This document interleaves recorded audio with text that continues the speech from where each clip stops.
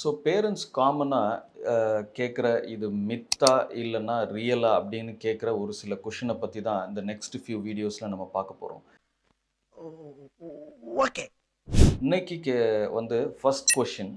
So குழந்தைங்க வந்து தயிர் எடுத்துக்கிட்டாங்க அப்படின்னு சொன்னால் அவங்களுக்கு கோல்டு வந்துடும் அப்படின்னு சொல்லி நிறைய பெரியவங்க சொல்கிறாங்க. ஸோ குழந்தைங்களுக்கு வந்து தயிர் கொடுக்கலாமா அப்படின்னு பேரண்ட்ஸ் கேட்குறாங்க. ஸோ அந்த தயிர் வந்து one of the very good source of protein, calcium நிறைய இருக்குது அண்ட் ப்ரோபயாட்டிக்ஸ் வந்து நிறைய இருக்குது.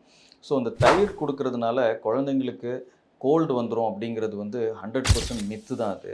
என்னடா சொல்ற? என்னால நம்ப முடியலையே. இந்த கோல்டு அப்படிங்கிறது வந்து வைரல் இன்ஃபெக்ஷன்னால் வர்றது. ஸோ இன்றைக்கி நான் ஸ்கூலுக்கு தயிர் கொடுத்து விட்டேன், நெக்ஸ்ட் நாள் வந்து குழந்தைக்கு கோல்டு வந்துருச்சு அப்படின்னு சொன்னால் அது 100% அது தயிர்னால் வரல. குழந்தைங்க ஸ்கூலுக்கு போகிறனால அங்கே நிறைய வைரல் இன்ஃபெக்ஷனுக்கு எக்ஸ்போஸ் ஆகிறதுக்கான வாய்ப்புகள் இருக்குது.